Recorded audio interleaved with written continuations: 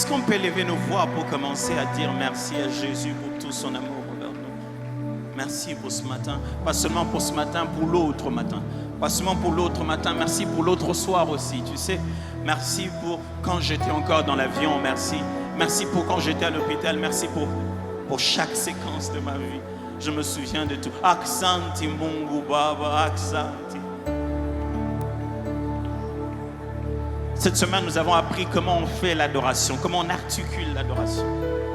Adorer Dieu, c'est juste lui dire ce qu'il est, mais comment on le fait? On décrit sa personne, on utilise un parallèle, on prend une image qui est compréhensible pour nous, qui est dans la parole de Dieu. Et en décrivant tout ce qu'il y a de bien dans cette image, on le rend à Dieu et à même plus. Et en décrivant ce qu'il y a de mal dans cette image, on dit que notre Dieu n'est pas pareil. On choisit un attribut et ça fait couler des images tout autour de nous. Et si ce matin on adorait le Dieu tout-puissant, que personne ne peut arrêter,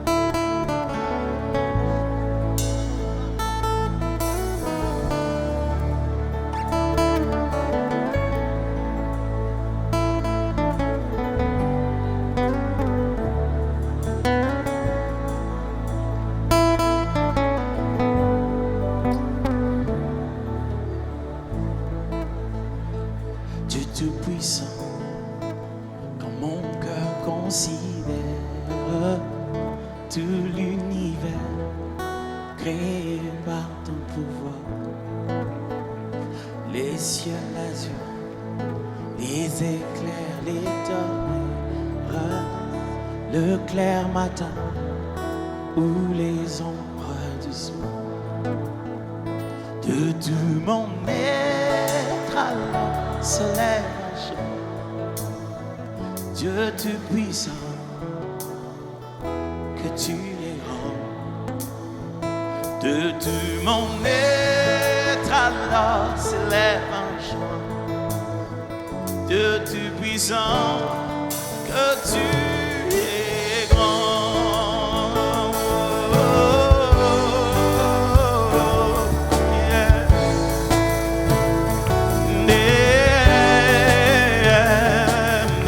J'entends de tout-puissant.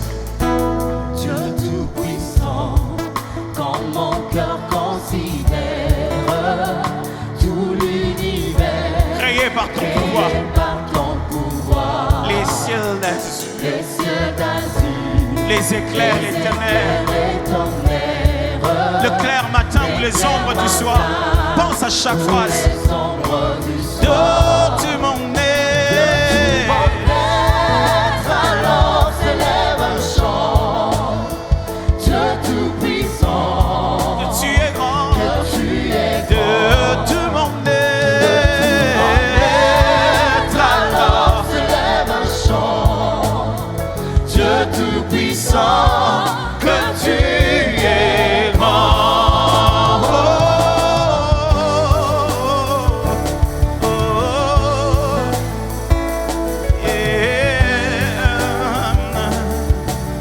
Mais quand je songe et quand je songe au sublime mystère, sublime mystère, qu'un Dieu si grand un Dieu si grand, ait pu penser à moi, ait pu penser à moi, que son cher fils que son cher est devenu mon frère, est devenu mon frère, et que moi je suis l'héritier du grand roi. Ah non, c'est toi.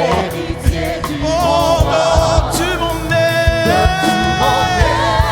être alors se lève un chant, Dieu tout-puissant, Dieu tout-puissant, tu es grand, tu es donc tu m'en es. mon être alors se lève un chant, Dieu tout-puissant, Dieu tout-puissant, que tu es Sabela Kembo.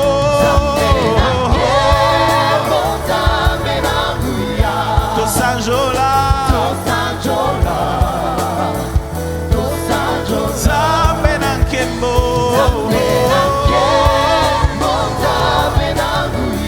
Tosanjola, oh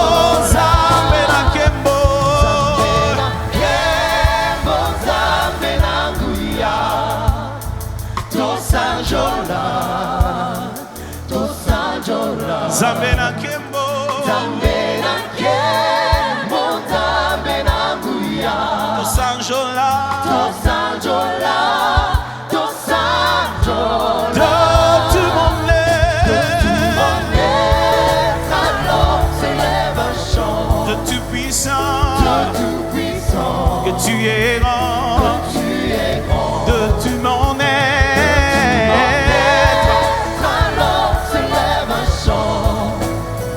Dieu tout-puissant, que tu es grand. Oh, yeah. Est-ce que tu n'as pas de choses à dire au sein de ce Dieu si grand? Il est grand comment? Commence à imaginer sa grandeur. Quand tu dis grand, tu penses à quoi? Il est tellement grand. Grand comment? Grand comment? Quelle est la notion de grandeur dans ta tête, dans la Bible? Est-il le grand roi? Le grand créateur? De tout puissant? Que tu es grand? De tout puissant? Que tu es grand? De tout puissant? Que tu es grand? De tout puissant? Que tu es grand? De tout puissant? Tout puissant, Tu es grand. que tu es grand.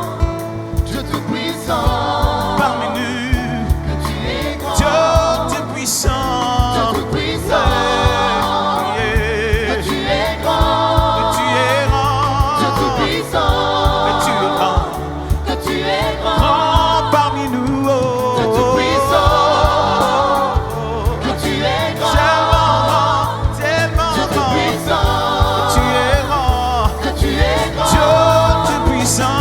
Dieu tout-puissant, Tu es grand. que tu es grand. Parmi nous, nous Dieu t'adorons. tout-puissant, Grand Dieu, grand Seigneur. Que tu es grand. Tu es grand. Dieu tout-puissant, Tu es grand. que tu es grand. Que tu es grand. Dieu tout-puissant, que tu es grand.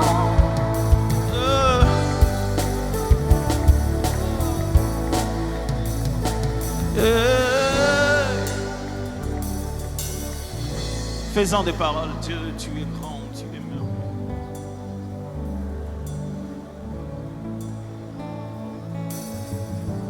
Ce qui nous aide à adorer, ce qu'on trouve une forme d'équivalence, un parallélisme grand.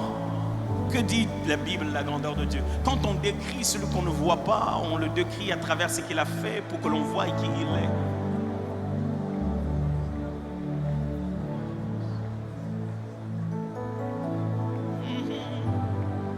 On adore le Dieu grand, le tout-puissant, le grand. Emmène-moi aux choses simples qui me montrent ta grandeur. Cieux, la terre suffisent pour décrire toute ta splendeur. Ouvre mes yeux que je vois ton armée qui m'entoure.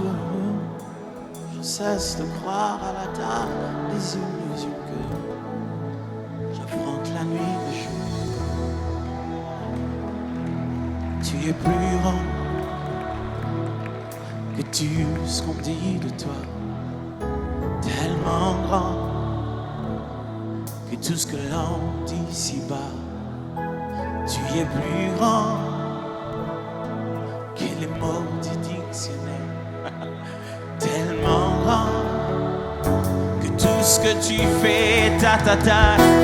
Mon aîné, mon aîné, Oh, mon aîné, osa mon aîné. mon aîné, Oh, mon aîné, osa mon aîné.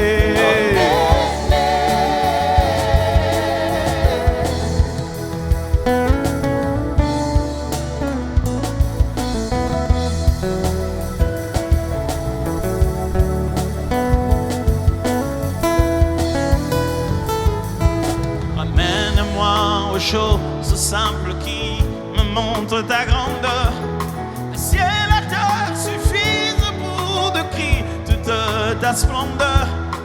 Ouvre mes yeux que je voie ton armée qui m'entoure. Que je cesse de croire à la taille des illusions que j'affronte la nuit le jour. Tu es plus grand que tout ce qu'on dit de toi. Tellement grand que tout ce que l'on dit ici-bas, Seigneur. Tu es plus grand que le mot du dictionnaire.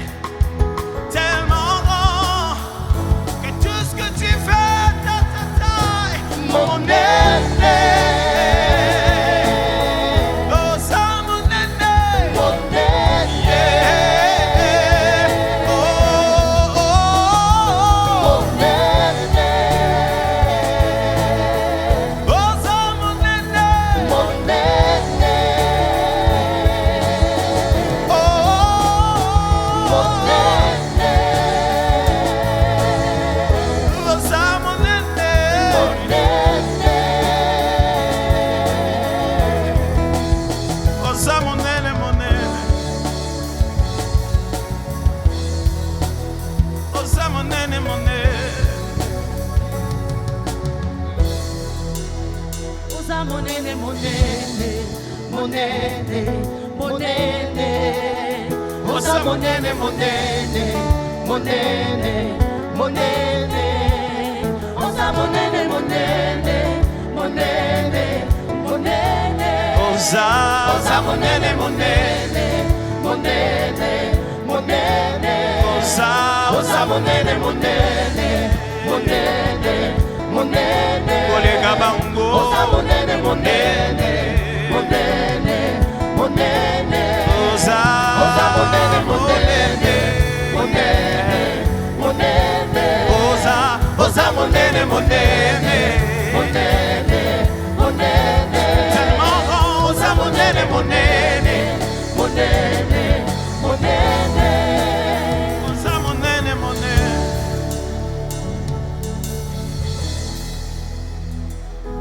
Contemple sa grandeur, fais-en des phrases. Osa mon aîné, mon aîné.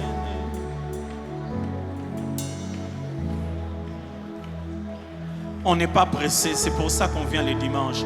Ça s'appelle un culte. On vient pour adorer. On n'est pas précieux, on n'est pas pressé. Regarde plutôt combien lui, il est précieux. Quelles sont les raisons de voir sa grandeur?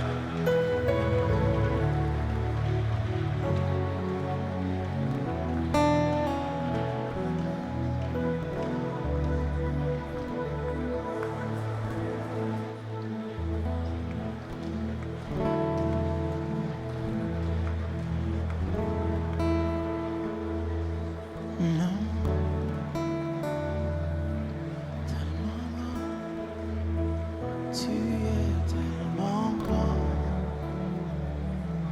tellement grand. Tu es tellement grand, tellement grand, tellement grand, tellement grand. Tu es tellement grand, tellement grand. Tellement grand, tellement grand, tu es tellement grand, oh yes, tellement grand, oh, tellement grand, Tellement tu es tellement grand, tellement grand, tellement grand. Tu es tellement grand. Tu es tellement grand, tellement grand, tellement grand, tellement Tu es tellement Tu grand. es tellement grand, So big, so great. tellement grand, So big, so great. tellement grand, Tu tellement es tellement Tu grand. es tellement grand, tellement grand, So big, so great. tellement grand. Est-ce que l'assemblée peut chanter ça seule très fort? Oh, tu es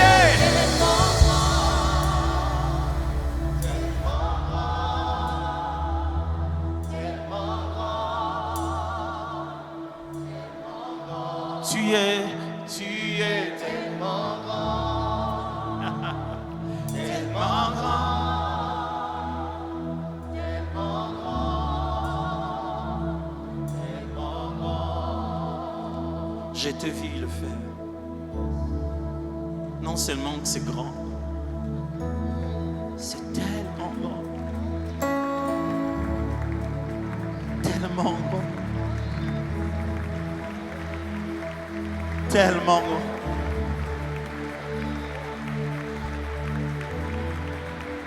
Tu es tellement grand. Tellement grand. Tellement grand. Tellement grand. Alpha, Omega.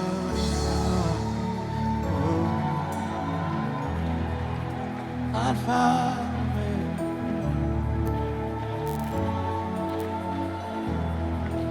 Alpha, Omega. Vous savez, quand on adore Dieu, on s'approprie des cantiques. Il s'en fout de ta voix. Alpha, Omega. Il veut entendre cette voix, même si elle n'est pas belle selon toi, mais il veut l'entendre. Alpha, Omega. Surtout quand ça dit ce qu'il est et que ce que tu dis est vrai. Oh, Alpha, Omega. Alpha, Alpha, Omega. Alpha, Alpha, Omega.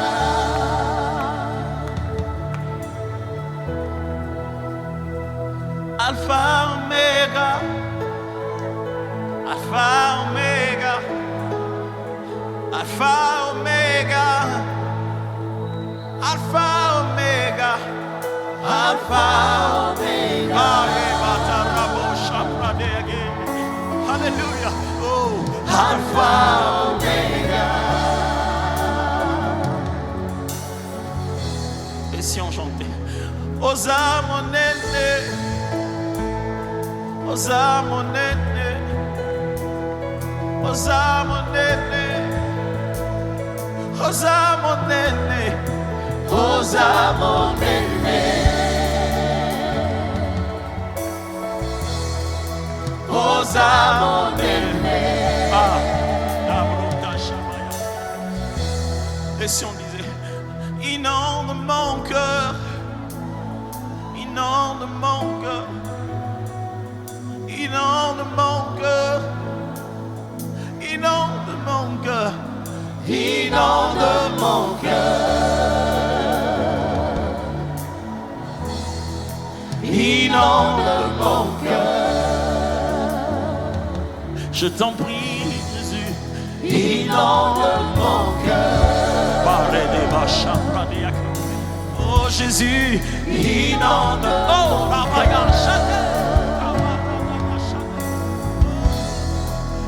inonde mon cœur.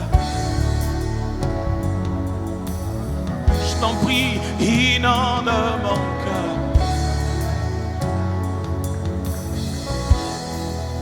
Inonde mon cœur. Ça s'appelle une contemplation. Tu es là sans rien dire, comme un silence qui s'impose, mais une intimité qui s'approche. Mon cœur.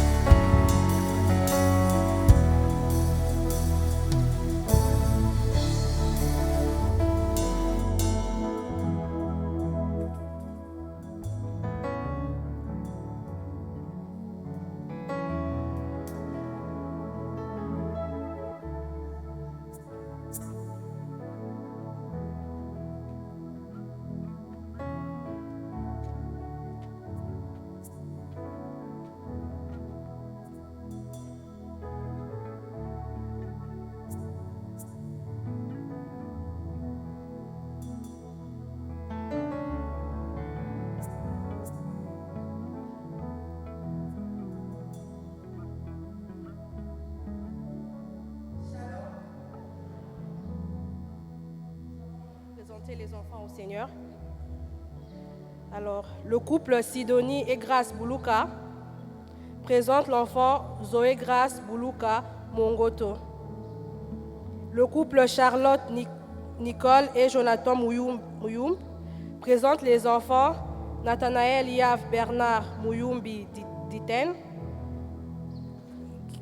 Guila Mishik Marie Mouyoum, Gabriel Kajing Gilles Mouyoum.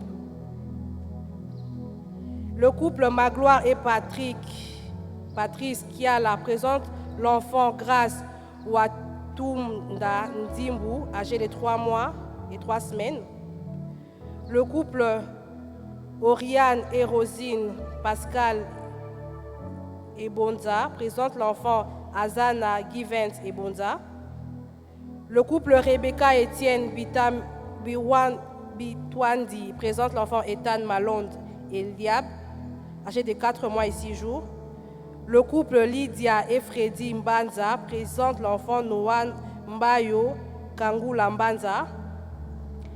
Le couple Déborah et Richard Ngabia présente l'enfant Allegria Ngiaba Fevan, âgé de 3 mois.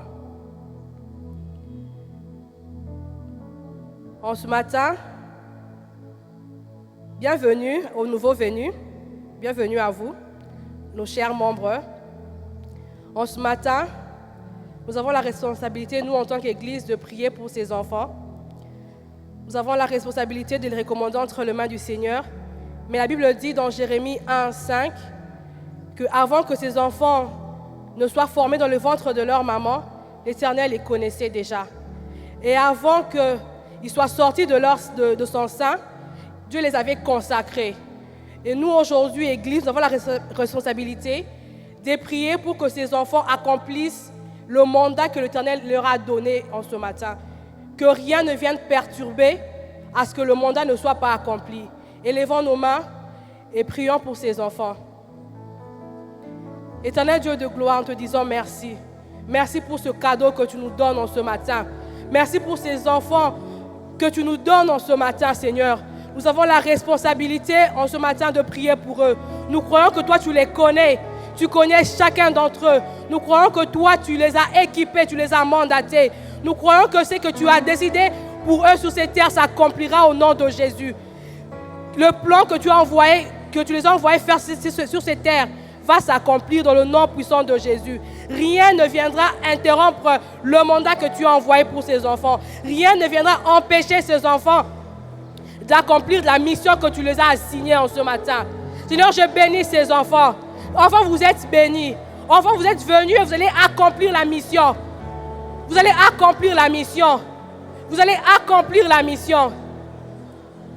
Vous allez accomplir la mission. Pendant que je suis en train de prier pour ces enfants, Seigneur, je pense aussi à ces familles qui attendent encore leur exaucement, leur bénédiction. Je suis sûr qu'ici, à cet exaucement, ces familles viendront aussi avec leur bénédiction. Et nous allons aussi te rendre gloire pour ce miracle que tu vas leur donner, Seigneur. Enfants, allez et possédez.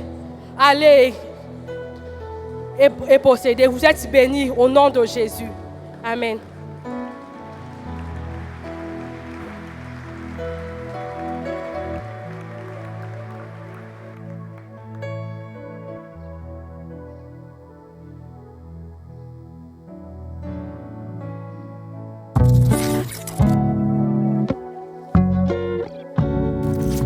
Alors, rendez-vous sur notre site ce.church/don. Défilez jusque vers les différents moyens de paiement. Cliquez, choisissez e-money pour les mobile money ou carte pour les cartes bancaires. Si vous choisissez carte, choisissez un service, placez votre montant, choisissez la devise dollar ou franc congolais, décrivez votre don si vous le voulez. Mettez le numéro de la carte, puis cliquez sur « Payer ». Si vous choisissez e-money, choisissez un service, placez votre montant, choisissez la devise dollar ou franc congolais, décrivez votre don si vous le voulez, mettez votre numéro de téléphone, puis cliquez sur Payer. Alors, bienvenue à Fille la Cité d'Exaucement.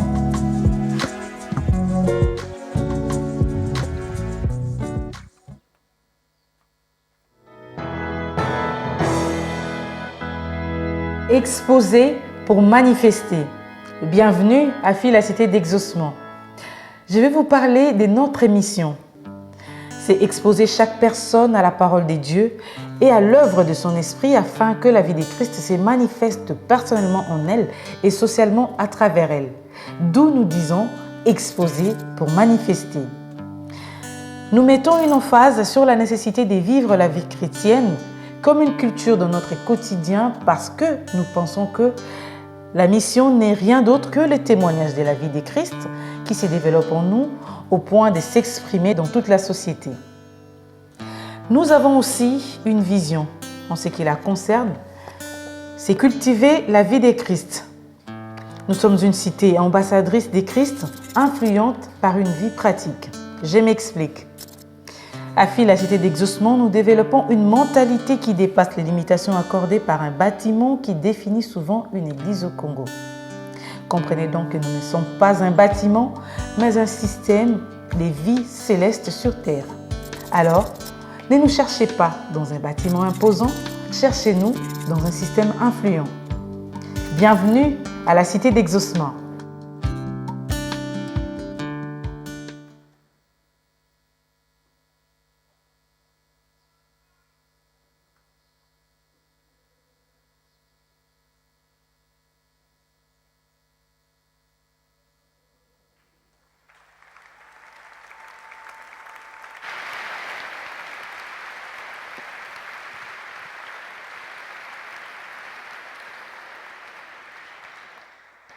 Shalom. Je disais shalom. Que le nom du Seigneur soit glorifié. Bienvenue à ce culte à Fille la Cité d'Exaucement. Je m'appelle Atom Sumbouma, je suis l'un des pasteurs de cette église. Nous sommes très très heureux de vous avoir ici et nous avons l'habitude de toujours demander de connaître le nom du voisin, de les saluer et d'être en bonne relation avec le voisin parce que nous sommes dans la maison du Seigneur. N'hésitez pas à le faire. Si chaque dimanche, tu es toujours à côté du même voisin, soit c'est suspect, soit vous êtes marié, soit alors, je ne dis rien. Vous savez que c'est pour des raisons essentiellement pédagogiques qu'on a repris de donner les offrandes dans les temples. Et nous allons le faire. Aujourd'hui, ce sera le dernier dimanche. À partir du dimanche prochain, nous allons reprendre à donner nos offrandes à l'entrée. Le but était que chacun de nous comprenne le sens et l'importance parce que nous avons commencé ces comportements, ces habitudes juste après le confinement, donc en août dernier, de l'année passée, je devrais dire. Et ce n'était pas tout le monde qui était conscient et qui comprenait la raison pour laquelle on fait ça comme ça. Alors c'est pour cette raison, ces quelques dimanches, on a voulu reprendre les habitudes qu'on verrait partout et qu'on puisse contextualiser très bien la raison pour laquelle nous donnons nos offrandes à l'entrée au culte, au lieu de le donner en plein milieu de la cérémonie ou bien du culte. Alors préparons-nous, nous allons prendre nos offrandes et les diacres vont se positionner et nous allons donner rapidement nos offrandes. Vous avez les salutations du pasteur Blansky Mbala qui se porte très bien avec toute sa famille et toute l'église.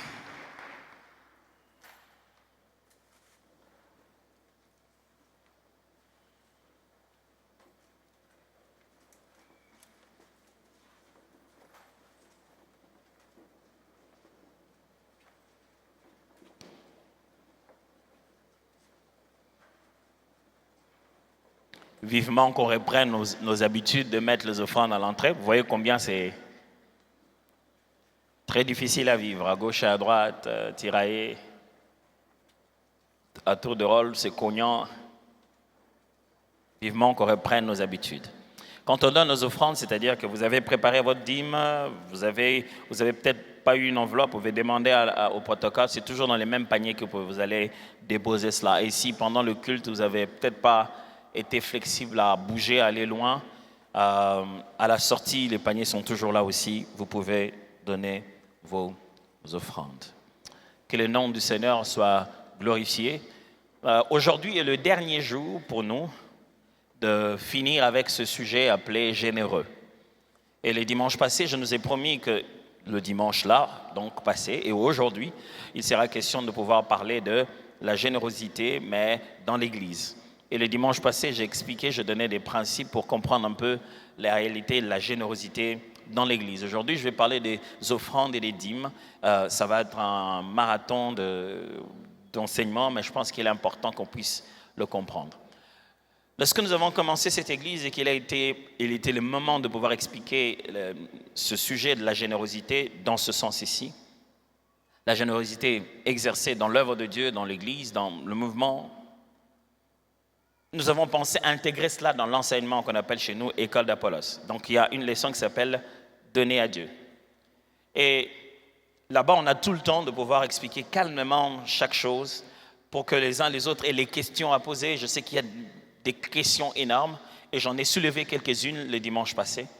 Et comme ça, vous avez le temps d'échanger avec l'enseignant et savoir si vous êtes convaincu ou vous n'êtes pas convaincu, parce que normalement, vous deviez être juste en train d'obéir à la Bible. Alors, je suis conscient que tout le monde ne s'est pas nécessairement passé par le cursus de l'école d'Apollos et qu'on ne passera pas tous nécessairement non plus, parce qu'il y a d'autres qui sont en ligne, d'autres qui sont venus qu'un dimanche en passant. Mais qu'est-ce qu'on peut dire sur les dîmes et les offrandes? Alors, j'avais envoyé un petit tableau, je sais que je lui ai envoyé short notice, mais je lui ai envoyé une petite ligne de temps qui peut m'aider à résumer ce que je vais dire. Je ne sais pas si il a réussi à le faire ou pas, mais s'il a réussi à le faire, ce serait bien qu'il étale la ligne là pour que je puisse la voir. Mais si je dois expliquer les sujets de dîmes et offrandes, je me dois de faire un long parcours qui commence en fait d'abord par Abraham et les patriarches, suivez-moi très bien. Après quoi, je vais passer par Moïse et la loi de Moïse. Et après, j'irai Malachie, je toucherai le sujet de Malachie parce qu'il y a un sujet là-bas qui est très souvent parlé. Et puis après, je vais devoir arriver à Jésus-Christ et les évangiles. Et puis après, il faudra passer vers les enseignements des apôtres. Qu'est-ce qu'ils ont dit de ça? Là, on ne manquera pas de toucher des sujets comme Hébreux, Galates, 2 Corinthiens, Timothée. Et puis, on parlera des premières églises, comment ils ont vécu l'affaire de la dîme et des offrandes. Et enfin, je parlerai en passant, ou on devra parler en passant, de ce sujet qui a quand même été une grosse gangrène dans le corps du Christ, l'évangile de la prospérité. Et en fin de compte, on devra toucher comment pratiquer ces vérités-là aujourd'hui. Ce que je viens de vous dire, il me faut à peu près 4 à 8 heures pour l'expliquer. N'est-ce pas? Ça fait beaucoup de choses. Alors, je vais tenter d'expliquer ça dans les quelques minutes qui me restent ici. Et avant d'avoir quitté ce culte, non seulement j'aurai expliqué ceci, mais je vous prendrai 10 de vos minutes, toujours à l'intérieur du culte, on n'aura pas besoin de déborder pour ça, pour pouvoir vous faire un bref rapport des choses qu'il y a dans l'Église, comment ça va, qu'est-ce qui se passe. Dans cette église, j'avais pris l'habitude de faire un rapport en chaque fin d'année, donc en novembre, qui est notre année, le début et la fin de notre année. Je l'ai fait 2 ans durant. À l'époque, on n'avait même pas encore d'écran. On en louait spécialement le jour du rapport. Mais comme vous pouvez l'imaginer, je l'ai fait 1 année, 2 ans. Après, je me suis fait traquer parce que les gens, quand ils voyaient, quand on écrivait le flot de combien nous donnons, ils pensaient que c'était l'argent que moi je garde dans la poche. Alors, rien que pour ces raisons-là, on a dû arrêter, pour des raisons de sécurité et des raisons on a dû arrêter cela. J'ai donné quelques rapports aux amis, aux ouvriers de temps en temps, brièvement. Je n'entrais pas dans certaines choses comme des chiffres. On dirait que quand tu sors des chiffres, les gens pensent que les chiffres passés sont des chiffres présents. Quand tu lui dis que pendant l'année passée, on a contribué jusqu'à 1 million, ils pensent qu'on a pris un seul culte, on a donné 1 million. Alors, ça veut dire le flot de tous nos dons dans tous les sens. Alors aujourd'hui, je suis en train de faire aussi un petit résumé là-dessus. Qu'est-ce qui a changé, pasteur? Vous serez toujours en sécurité. Je pense que dans la vie, finalement, il y a des choses, les gens ne s'arrêteront pas. Plus ils modifient ton comportement parce que tu veux t'adapter à eux, plus ils t'empêchent, toi, d'atteindre tes buts, n'est-ce pas? Ce qui va quand même beau, hein?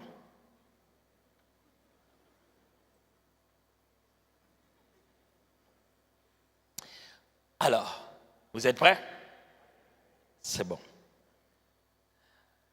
Offrande. Le premier mot qui commence dans la Bible pour dire offrande, je vais le prononcer en français, mais c'est un mot hébreu. Vous direz Misha. Si vous étiez en train de prononcer en français, vous direz Misha. Ce mot-là, offrande, est traduit dans la Bible avec 3 idées majeures. La première idée, c'est l'idée de don. C'est-à-dire, ça implique l'idée d'une libéralité, un cadeau. À l'intérieur du mot Misha, si je dois le prononcer comme ça, ce mot-là traduit par offrande dans l'Ancien Testament, il n'y a pas l'idée de rémunération quelconque. C'est un don, offrande, un don, un cadeau, une libéralité. Mais il y a une deuxième idée. Il y a une idée de taxe, de taxation.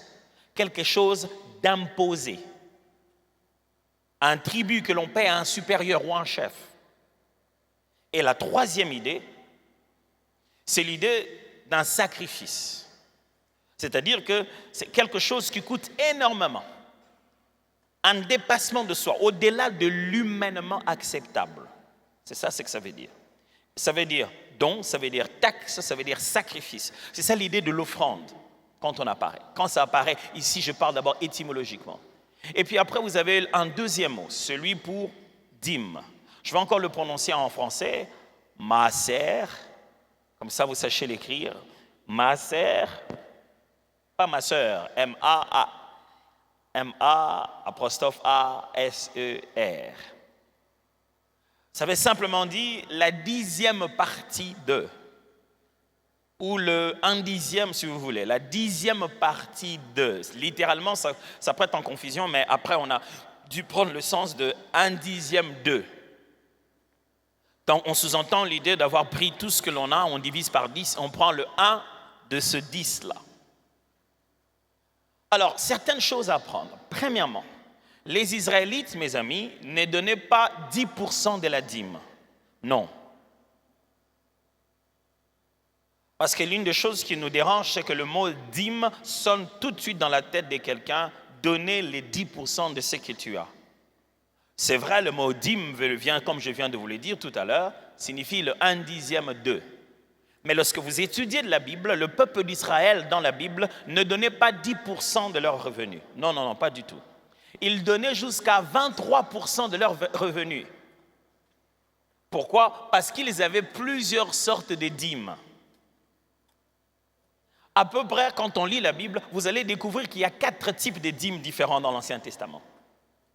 Premièrement, la dîme des Lévites, c'est-à-dire on demandait au peuple, étant donné que Israël, étant donné que Lévi n'avait pas l'obligation, en fait le Seigneur ne lui avait pas permis d'aller travailler pour lui-même, donc le peuple rassemblait les 10% de la récolte et les donnait pour servir à la maison de Dieu et servir aux Lévites qui travaillaient dans la maison de Dieu. Deuxièmement, deuxième type de dîme, la dîme des dîmes, c'est-à-dire que les Lévites eux-mêmes, après avoir reçu la dîme de tout le monde, devaient aussi prélever une dîme. Troisième sorte de dîme, il y avait la dîme des festivités. Le peuple devrait, chaque année, prélever 10% de leurs revenus, mettre de côté comme une sorte d'épargne nationale pour que le jour où il y a les grandes fêtes, il y ait suffisamment de moyens de fêter avec. Donc c'était une mise, on mettait de côté pour pouvoir manger soi-même après. C'est tout le monde qui allait consommer ça après. Ce n'est plus comme chez les Lévites. Et en fin de compte, il y avait ce qu'on appelait la dîme des pauvres, que l'on donnait après chaque 3 ans.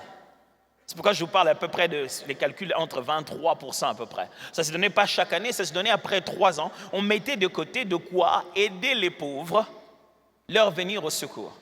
Un Israélite, un Juif à cette époque, lorsqu'il faisait les calculs de tous ses revenus, je ne parle pas ici des dons volontaires, je ne parle pas ici des offrandes, autres formes d'offrandes. Vous allez arriver jusqu'à près de 25% des revenus d'un juif normal qu'il réinvestissait dans le système national. Vous devez savoir qu'ils n'étaient pas en train de donner toutes les dîmes dans l'église. Il n'y avait même pas d'église, ok? Et toutes les dîmes n'allaient pas non plus chez les Lévites. C'était un système théocratique. Dieu était le roi. Et le peuple devait établir de l'épargne. Il n'y avait pas de banque nationale. Le système de taxation était obligatoire à partir de l'époque de Moïse. Au moment de Moïse, c'est devenu obligatoire. Pourquoi? Parce qu'avant Moïse, il n'y avait pas encore de peuple d'Israël comme une nation. C'était qu'une famille conduite par les patriarches. Abraham, Jacob, ainsi de suite. C'est quand ils entrent en Égypte, ils habitent Goshen. C'est au moment de sortir que Dieu va faire d'eux un peuple maintenant. Il leur donne une loi, il donne une réglementation, il les structure.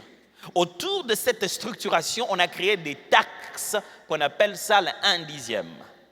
Quel est le nombre de pourcentage de taxes que nous avons au Congo? Qui par notaire? À peu près. Je sais que TVA, tout le monde connaît. Quelqu'un me dit TVA, on est à Chény.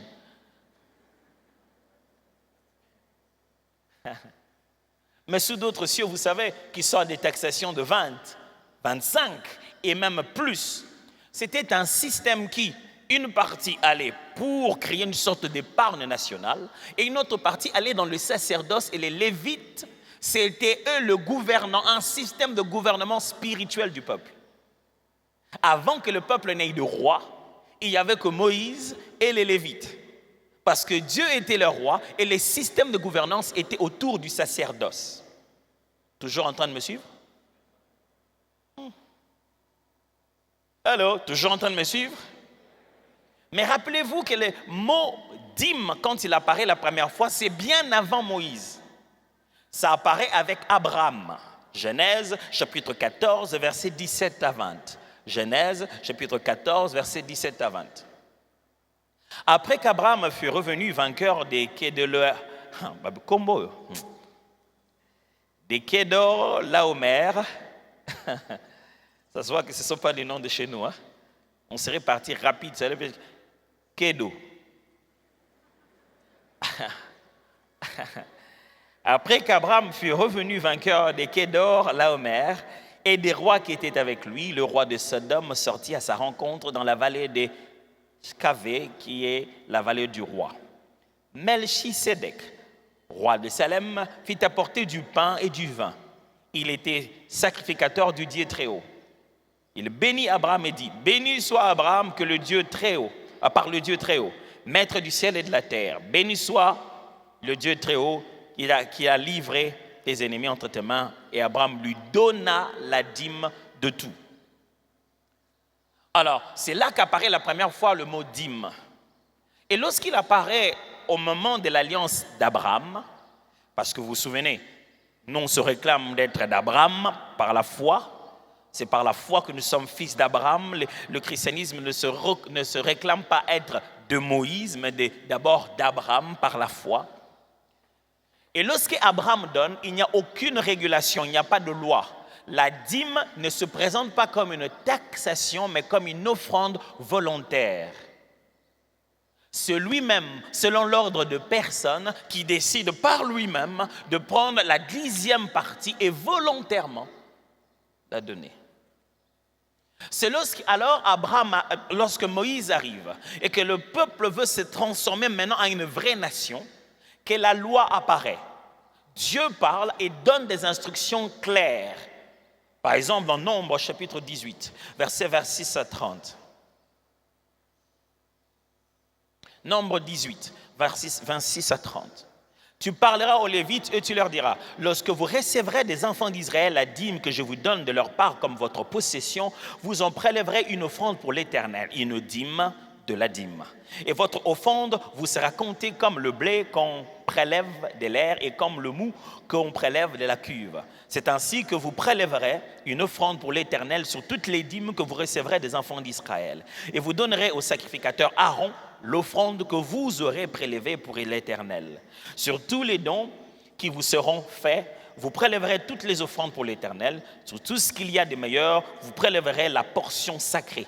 Tu lui diras, quand vous en aurez prélevé le meilleur, la dîme sera comptée aux Lévites comme le revenu de l'air et comme le revenu de la cuve. Dieu commence à donner des instructions. Je vous ai parlé de ces 4 types de dîmes, n'est-ce pas? Vous êtes en train de retrouver ici 2 types de dîmes. La dîme qui est donnée aux Lévites et quand les Lévites prélèvent, ils le donnent à Aaron qui est la dîme de la dîme. La dîme est devenue donc une institution que Dieu a établie dans le système mosaïque. Il y a une dîme à donner dans la maison de Dieu. On avait fait une maison qu'on appelait la maison du trésor.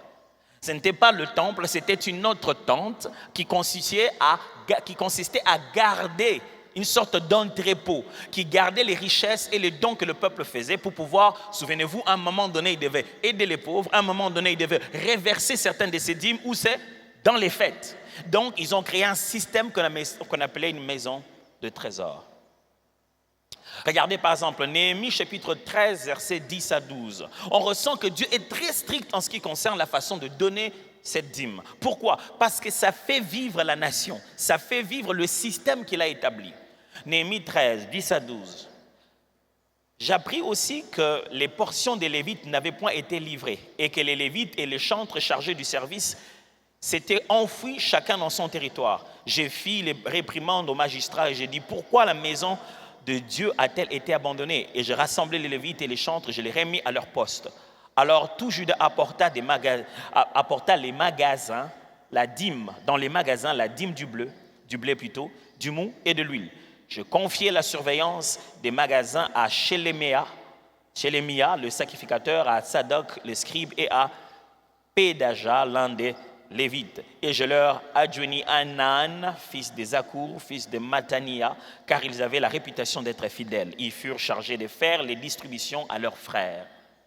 Néhémie est en train de restaurer la maison de Dieu qui était détruite. Non seulement qu'il a rebâti le temple, il a reconstruit aussi les systèmes qui fait vivre ce temple, lequel le peuple devait ramener la dîme dans la maison de Dieu. Et il s'est rassuré que la dîme a été ramenée et il a placé les Lévites pour les distribuer à leurs propres frères. Vous avez cette mention, cette fameuse mention de Malachie chapitre 3, versets 8 à 12. Est-ce que jusqu'ici ça va?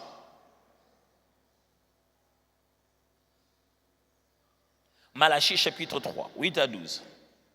Un homme trompe-t-il Dieu? Car vous me trompez et vous dites, en quoi t'avons-nous trompé?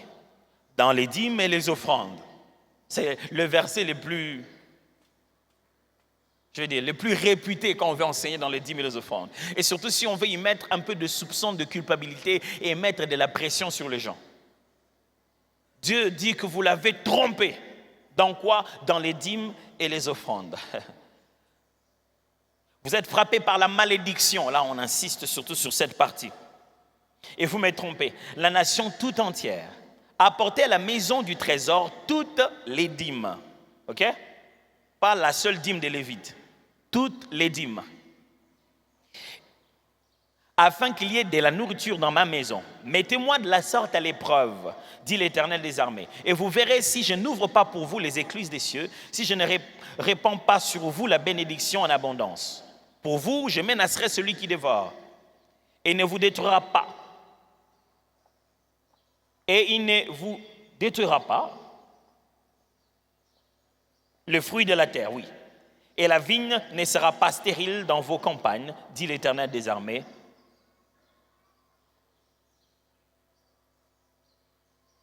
Désolé. Ah, la nouvelle technologie. Toujours l'habitude de te lâcher au moment où tu t'y attends, moi. Toutes les nations vous diront heureux, car vous serez un pays de délices, dit l'Éternel des armées.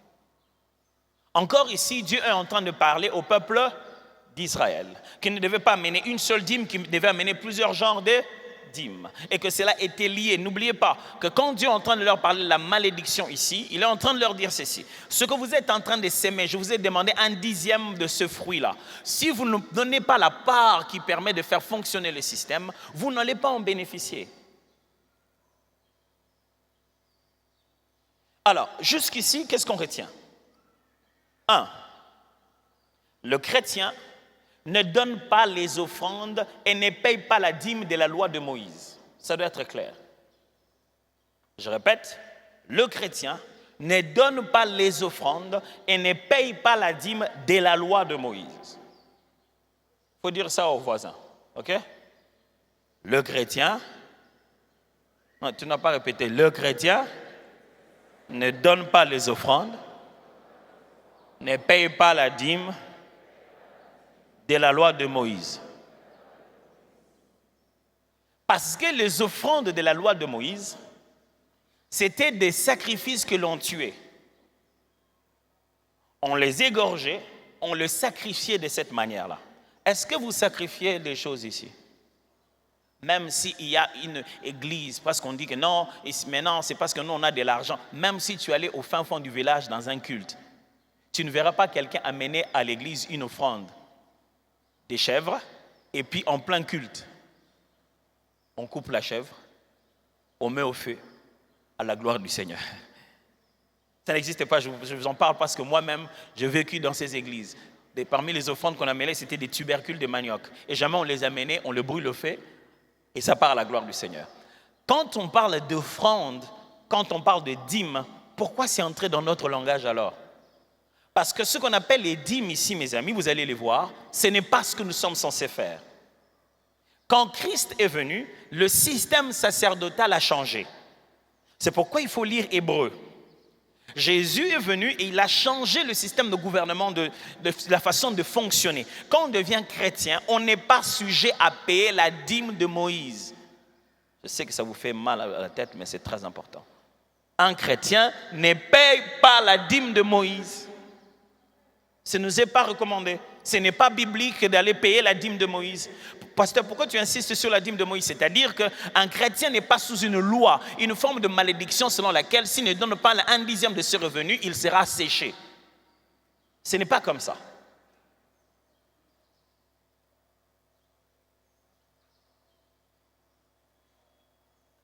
Mais pasteur, que dites-vous de Matthieu chapitre 23, verset 23?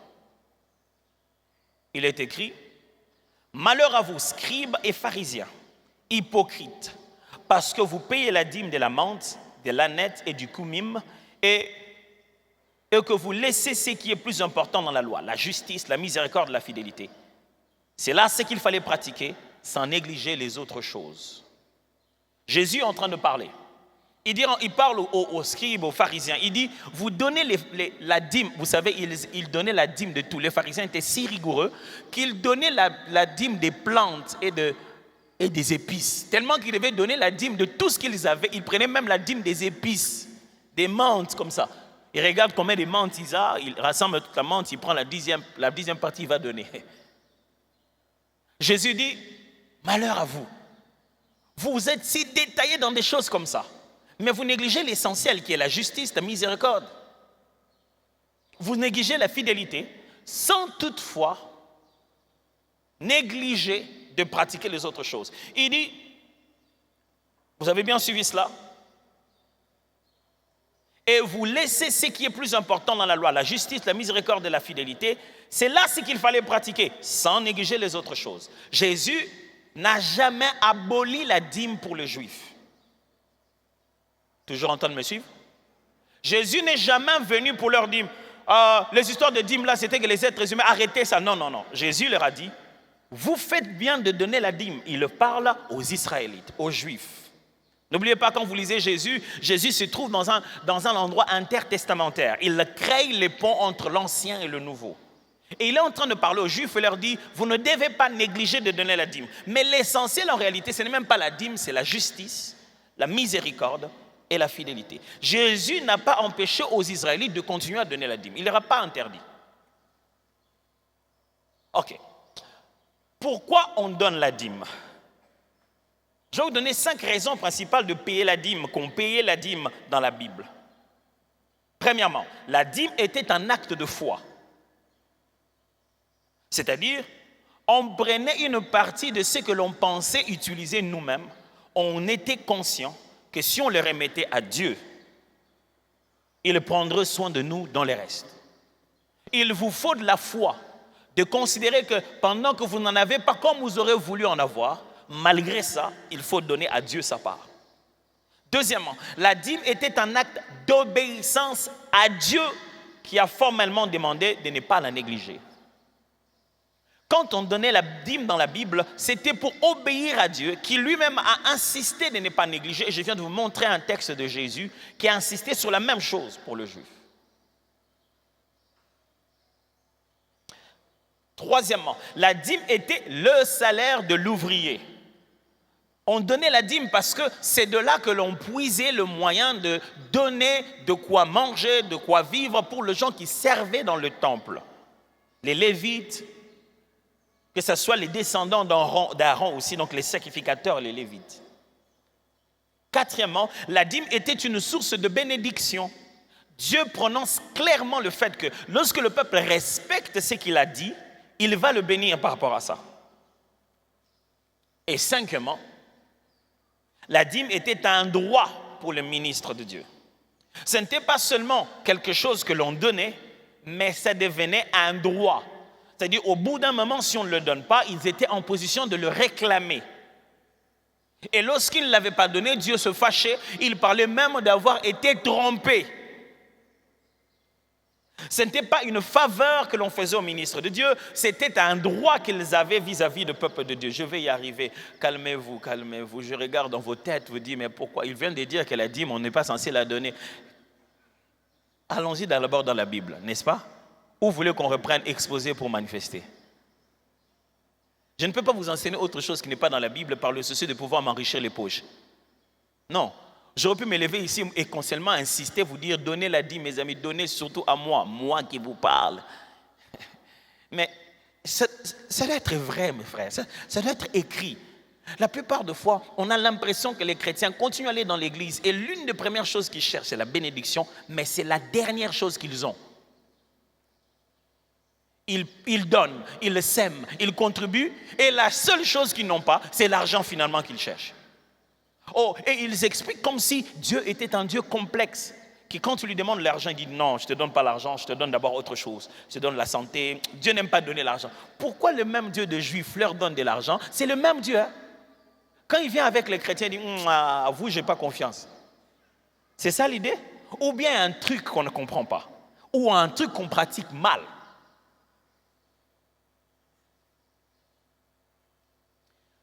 Pasteur, c'est bien, mais alors pourquoi nous on donne la dîme?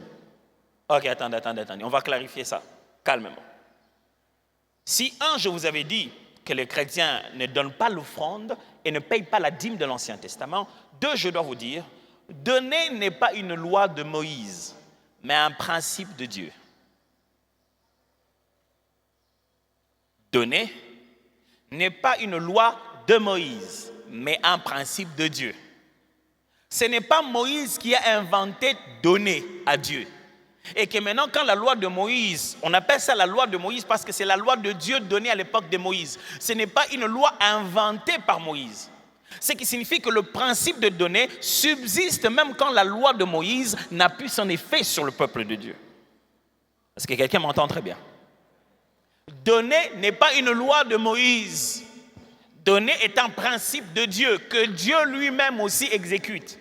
Dieu lui-même donne son Fils unique. Dieu lui-même donne des bénédictions à ceux qui le cherchent. Dieu aime que l'on donne. C'est une réalité dans toute relation. Dans la relation, chacun donne et l'autre reçoit.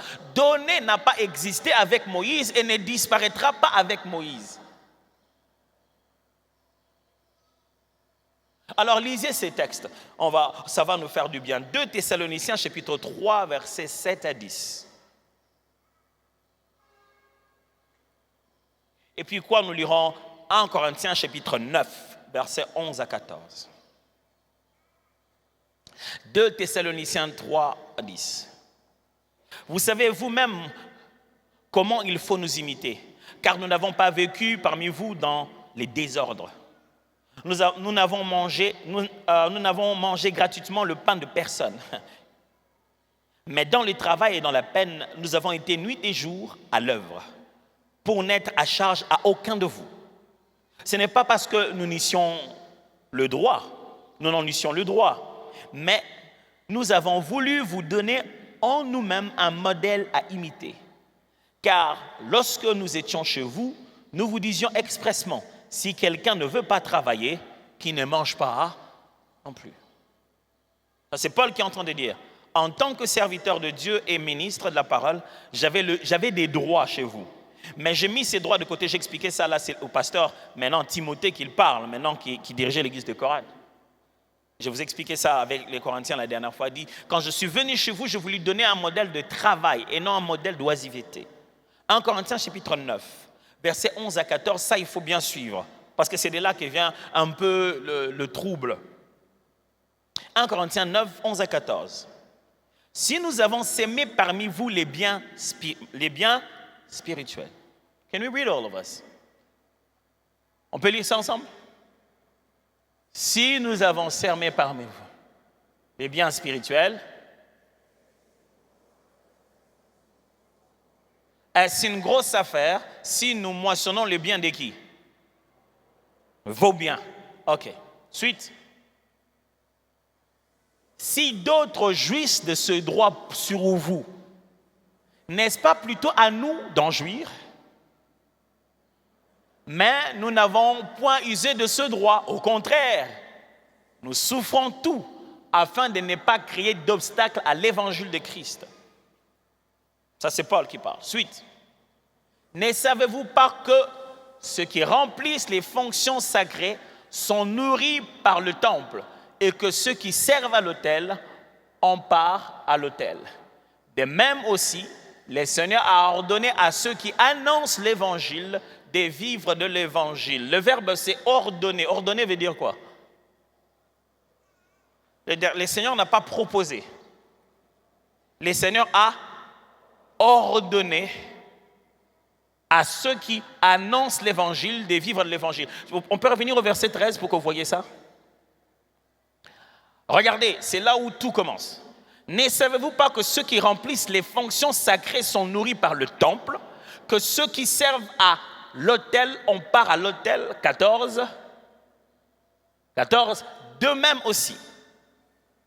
Lorsque Paul veut expliquer aux chrétiens de Corinthe le droit que les ministres de l'évangile ont vis-à-vis des églises, comment ils peuvent recevoir, ils ont le droit, comme les ministres de l'ancien temps, de recevoir aussi de leur part leurs biens matériels pour le faire fonctionner le ministère et pour leurs propres biens.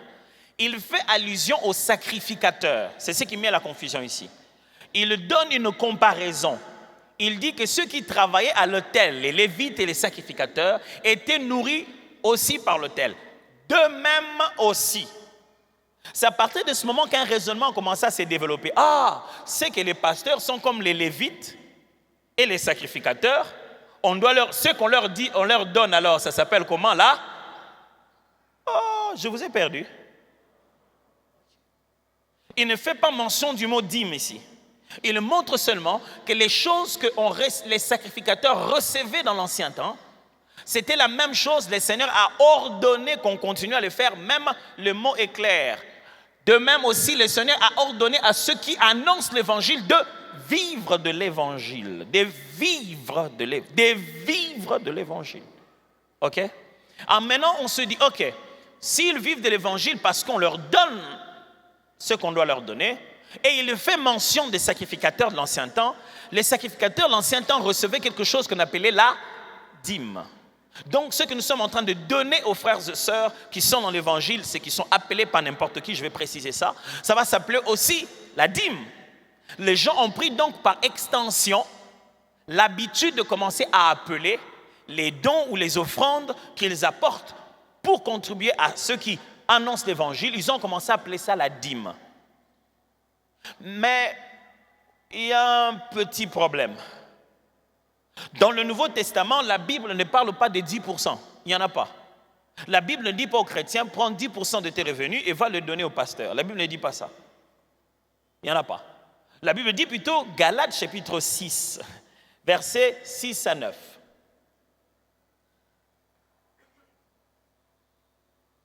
Que celui à qui l'on enseigne la parole fasse part de tous ses biens à celui qui l'enseigne. Combien? Mettez ça parce qu'après, quand vous ne mettez pas, on croit qu'on va y aller calmement. Hein? C'est que les cœurs montent et ça descend. Tout ça va devenir clair, vous en faites pas. Et donc, je veux simplement que vous puissiez ne pas vivre dans une forme de culpabilité quelconque, que vous puissiez être capable d'obéir à la parole telle qu'elle est écrite réellement. On est clair là-dessus? Que celui à qui l'on enseigne la parole, À qui on enseigne la parole? Que celui à qui on enseigne la parole lève la main. Parce que moi qui enseigne. Ah, ok. Qui 3 cultes.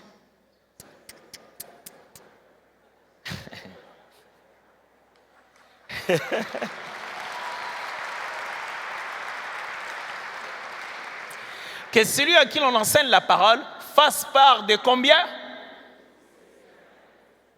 À celui qui l'enseigne. Celui qui enseigne lève la main.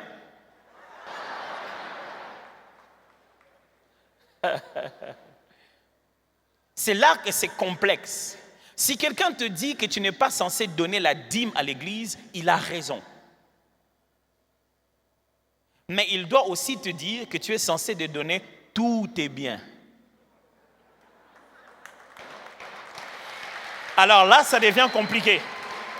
Généralement, quand on entend le discours de ne pas donner la dîme, ça vient avec, non pas le souci de libérer les gens du mécanisme de la loi et surtout des oppressions que les pasteurs font, mais ça vient avec l'idée d'arrêter de donner un point sur tout.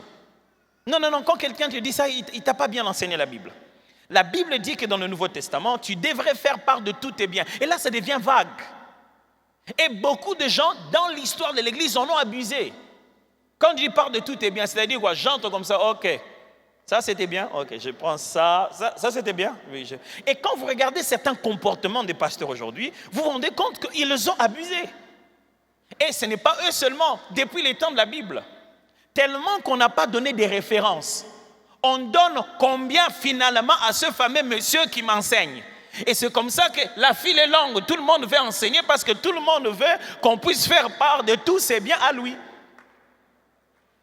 Vous commencez à comprendre pourquoi on est devenus nombreux. Hein? Pasteurs, prophètes, docteurs, tout cela. Parce qu'ils veulent se baser sur la possibilité que vous donnez et vous avez aussi le droit de donner à eux. Mais Paul est clair, il dit ceci. Chaque fois que le fait que les gens te donnent commence à devenir un frein pour toi de prêcher l'évangile, arrête de recevoir ce qu'ils donnent. Tout en précisant, ce qu'ils te donnent, c'est ton droit. Renonce à ton droit chaque fois qu'il est faux, si maintenant l'argent devient un frein de l'évangile que tu communiques. Ça, c'est l'ordre qu'il donne. Alors, mais écoutez la suite. Ne vous y trompe pas. On ne se moque pas de Dieu. Ce qu'un homme aura sémé, il parle directement dans le contexte de donner aux enseignants. Quand on donne aux enseignants, on sème. Celui qui sème pour la chair moisson de la chair, la corruption, celui qui sème pour l'esprit moisson de l'esprit, la vie éternelle. Ne nous laissons pas de faire le bien, car nous moissonnerons au temps convenable si nous ne nous relâchons pas. C'est là que se trouve le problème. On lui donne combien? Ou on donne combien? Pas seulement à l'enseignant, mais au système de l'Église, à ceux qui font fonctionner l'Évangile. Parce qu'on a dit qu'on fasse part de tous leurs biens. Le but de Paul ici, c'est pour leur dire, vous n'êtes pas sous une loi qui dit, il faut leur donner absolument ceci. Si vous ne donnez pas, vous êtes dans la malédiction. Non. Il veut dire, c'est ça, soyez généreux envers eux. Chaque fois que vous avez des moyens pour pouvoir partager avec eux en vain de s'aimer dans leur vie comme ceux qui annoncent l'Évangile, faites-le. Mais la première église s'est dit ceci. On commence à avoir des problèmes avec ce qu'on doit donner. Cherchons ce qui est déjà révélé pour expliquer ce qui est complexe. C'est ce qui s'est fait dans la Bible. Quand vous êtes devant un texte qui est complexe, on va chercher un texte qui est un peu plus clair. Alors il se base et dit, Paul nous avait comparé au sacrificateur. Alors on devrait donner un minimum pour que chacun donne un minimum et que si vous voulez donner plus, vous puissiez le donner. Ce qui est déjà révélé a été le système appelé dîme. Maintenant, quand on utilise le mot dîme dans la Bible, on ne parle plus des 10%. On parle du pourcentage que tu auras décidé de donner régulièrement à l'Église pour faire fonctionner l'œuvre de Dieu. Maintenant, Paul insiste. Il dit, sachant cela, comme on a dit, c'est le pourcentage que toi tu décides, il connaît l'être humain. Il dit, je préfère vous prévenir. Celui qui donne 1%, moissonnera 1%. Celui qui donne 2%, moissonnera 2%. Ne pensez pas que parce que nous tous nous donnons, nous moissonnerons de la même manière. Dieu, on ne se moque pas de lui. Quelqu'un ne serait pas en train de donner 10% et moissonner comme toi qui a été chiche à vouloir garder. Tu as dit, d'ailleurs on a dit on peut donner ce qu'on veut, je veux donner 1%. Si tu donnes 1%, tu vivras aussi financièrement à la limite et aux bénédictions et à la moisson de quelqu'un qui donne 1%. Alors étant donné que les gens sont encore jeunes dans la foi, on leur a donné des repères. On a dit, si dans l'Ancien Testament, dans une ancienne alliance, Hébreu explique ça, dans l'ancienne alliance qui n'était pas parfaite, cela donnait déjà 10%. À combien plus forte raison, nous qui sommes dans une alliance plus parfaite, ne penserons non plus à faire plus? Mais il n'est pas question ici que quelqu'un qui vit avec un salaire de $20 soit obligé de donner 10%. Et il doit donner le pourcentage qui lui permet d'exprimer sa dépendance à Dieu et de faire participer l'œuvre de l'Évangile. Parce que celui qui a $20,000, quand il donne un salaire de 2, un pourcentage de 10% qui est 2, ça n'a pas le même poids que celui qui a 200, qui vous donne ses 20. Est-ce que vous comprenez de quoi je parle? C'est toujours 10%, mais dans leur quotidien, ce n'est pas la même chose. Le problème est celui-ci. Celui qui a 200 s'est dit, alors non, je ne donne pas 10, je préfère donner 5, régulièrement sans problème. Mais il ne devrait pas s'attendre à vivre la moisson de celui qui donne plus. Et il devait avoir la mentalité de se dire, les jours où je n'aurai plus le salaire de 200, j'ai maintenant le salaire de 500. Je change aussi ça. Alors c'est pour cette raison que les gens ont pris l'habitude de se donner une référence minimale de 10% pour ne plus se compliquer à changer à tout moment. De sorte que quand il prend un engagement avec Dieu, il ne puisse pas mentir.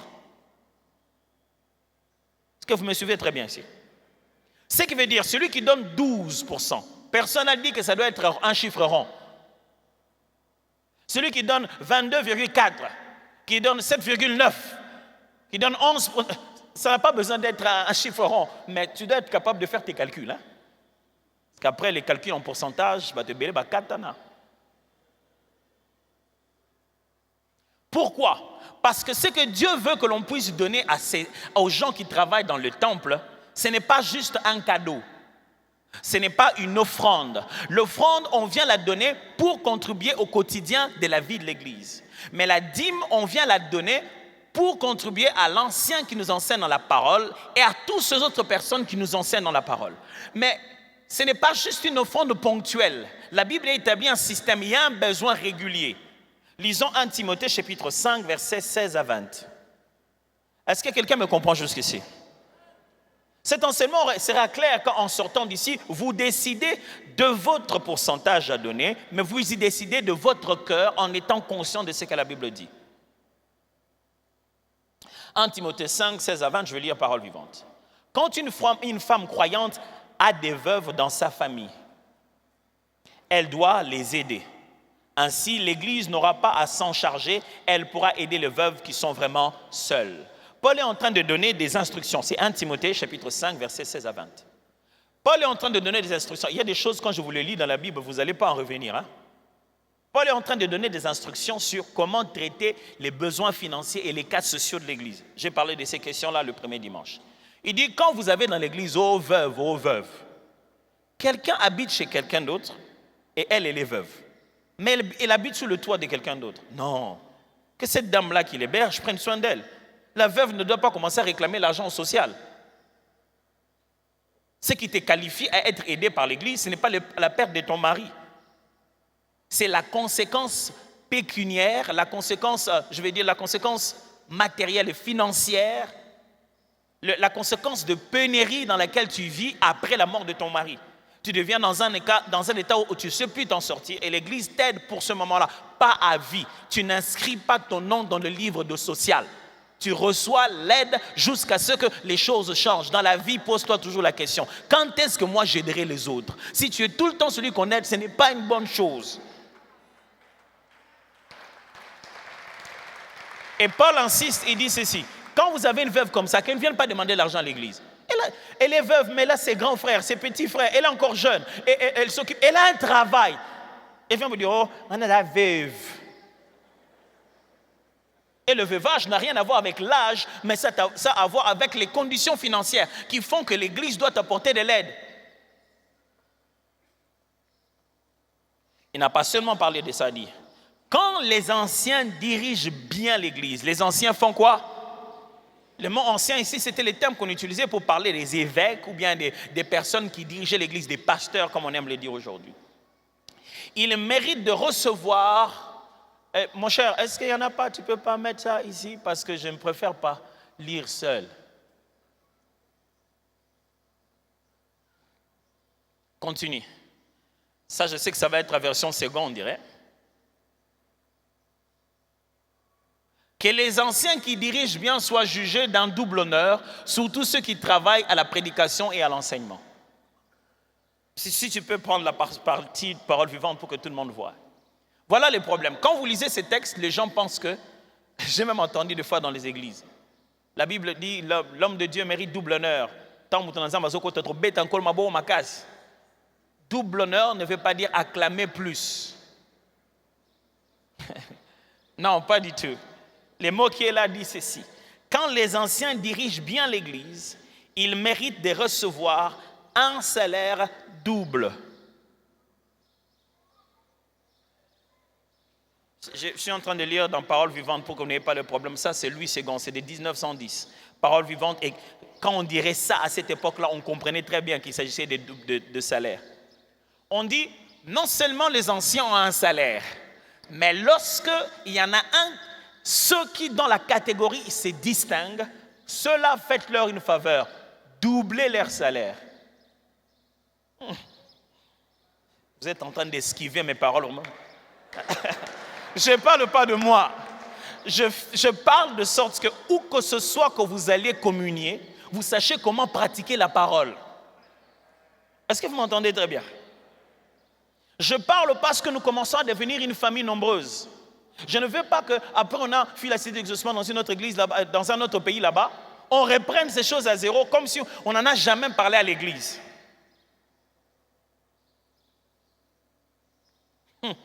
Quand les anciens dirigent bien l'église, est-ce que je dirige bien l'église? Non, c'est pas grave.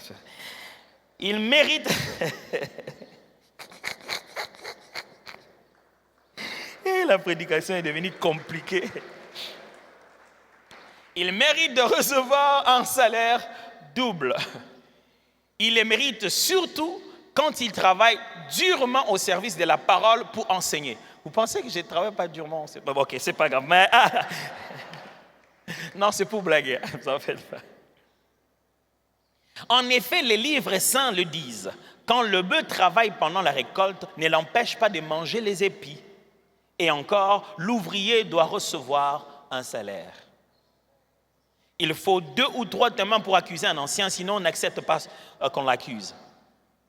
Fais des reproches devant tout le monde à ceux qui commettent des péchés, alors les autres aussi auront peur de le faire. Il donne une suite d'instructions ce jour-là. Alors, pasteur, tu as dit beaucoup de choses. J'aimerais conclure avec le 3e principe. Le 3e principe dit ceci. Donner à l'Église se fait de façon généreuse, libre, sacrificielle et régulière.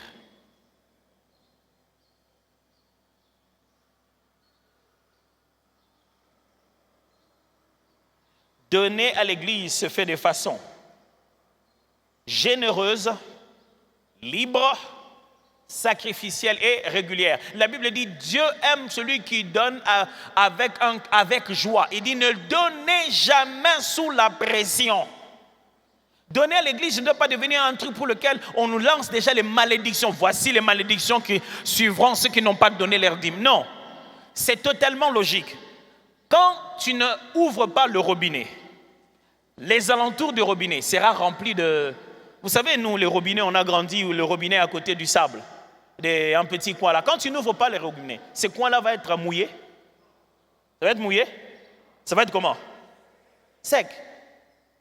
Tu sèches automatiquement par désobéissance à ta parole. Par désobéissance à la parole de Dieu. Par non-respect de ton propre engagement. Quand quelqu'un donne à l'église, il doit se faire ces 4 choses toujours. Ça doit venir d'un cœur de générosité. Je vais vous citer, je donnais une citation tout à l'heure en finissant qui vient de l'un de mes meilleurs auteurs. Ça doit venir d'un cœur de générosité. Il faut le répéter, c'est normal. Deuxièmement, tu dois être libre. On ne doit pas t'envoyer un recouvrement de la dîme à la maison. Bonjour ma soeur, oui ça va, nous sommes du ministère social, on est venu collecter les dîmes. Et si toutes ces choses que je vous explique en donnant les exemples lévites, sachez que nous l'appliquons. Nous avons gardé cette façon de faire, non seulement que vous donnez la dîme, quand vous donnez la dîme et les offrandes ici à l'église, c'est donné régulièrement. Et c'est ça, s'il n'y a pas de système régulier dedans, comment voudriez-vous qu'on crée des salaires? On ne peut pas anticiper. Si ce mois ici, vous dites, je donne 3%, le mois prochain, vous dites, vous donnez 4%, l'autre mois, vous dites, vous donnez 2%, l'autre mois, si vous changez vos pourcentages tous les jours, comment je fais pour payer les serviteurs? Ce mois-ci, je les donne 2, le mois prochain, comment ils font pour payer les loyers? Ils disent, bon, maman, le pain, ce mois ici, je serai ici, le mois prochain, je serai dans la maison qui va. C'est pour cette raison que non seulement qu'on donne, on donne généreusement, librement, mais on donne aussi régulièrement. Qu'on soit capable, l'Église doit être capable d'anticiper qu'à un moment tel, pour les charges qui sont louer les parkings, payer la sous-traitance de ce qui concerne l'électricité, on doit être capable d'anticiper qu'on arrive à la fin du mois, on aura au moins tel montant. C'est ce qui demande que chacun devienne régulier avec l'engagement qu'il aura choisi. Je ne sais pas c'est quoi votre engagement. Mais quand vous avez choisi 10, 20, 30%, que vous soyez le plus régulier que possible dans cette façon de donner. Est-ce que quelqu'un me comprend très bien? Mais ça doit être aussi sacrificiel. Il y a un niveau où quand on donne, mes frères, que ce soit dîme, surtout dîme, offrande, surtout j'insiste, ce qu'on appelle ici dîme, vous avez compris maintenant que je ne parle pas de l'Ancien Testament. Cette offrande régulière que vous donnez, il y a un niveau où vous devez prendre conscience, comme toutes les dîmes de la Bible, que vous êtes en train de faire un sacrifice, vous êtes en train de faire confiance à Dieu. Parce que nous ne donnons pas à Dieu parce qu'on en a trop. Quand on sort quelque chose de notre argent et on donne à Dieu, on avait besoin de cet argent-là. N'est-ce pas? Il y a des fois tu regardes, tu te dis, oh, ça n'a pas si dîme, non, ça n'est pas. C'est lui qui donne la dîme ou c'est lui qui prélève la part qu'il donne à l'église et est en train de dire à Dieu, je te fais tellement confiance que même ce que j'ai ici, c'est toi qui m'avais donné. Si j'enlève ça, tu seras capable de compléter toujours. Voilà là où ça devient intéressant. Pendant que toi tu raisonnes 4 fois sur si tu donnes la dîme ou pas, quelqu'un d'autre est en train de prier à Dieu parce que lui, il a droit de ta dîme. Et Dieu est sur la terre en train de dire, je t'ai promis de te donner. Et toi là-bas, tu es en train de dire, je ne donne pas aujourd'hui. Il n'envoie pas la manne. Il a prévu que ce que toi tu donneras, il exauce la prière de l'autre. Et il continue à se rendre compte que tu ne donnes pas, tu ne donnes pas, tu ne donnes pas. Tu n'es plus fiable. Tu n'es plus un intendant fiable. Dieu ne donnera plus chez toi parce que ça n'arrivera pas. C'est comme ça qu'on se sèche dans la vie. Tu n'es plus un bon intendant. Et mes amis, lorsque nous donnons ce que nous appelons, entre guillemets, dîme, ce n'est pas prendre un pourcentage qui sera resté. Le but, c'est de donner en premier d'abord à Dieu. C'est de prélever d'abord la part de Dieu avant toute chose.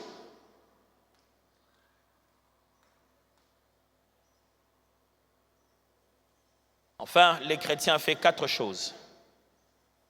Tellement de choses à dire aujourd'hui, je résume ça. Les chrétiens font 4 choses avec l'argent. 1. Mettre Dieu en premier. Mes amis, quand vous avez reçu et vous voulez donner cette part, cette contribution qu'on a tenté d'appeler ici une dîme, ou vous voulez donner quelque chose pour la gloire de Dieu, appelé action de grâce, comme vous voulez, vous devez le faire avec la mentalité selon laquelle Dieu est en premier d'abord. Ne donnez pas à Dieu les restes. J'ai vu les gens regarder les derniers billets qui leur sont restés.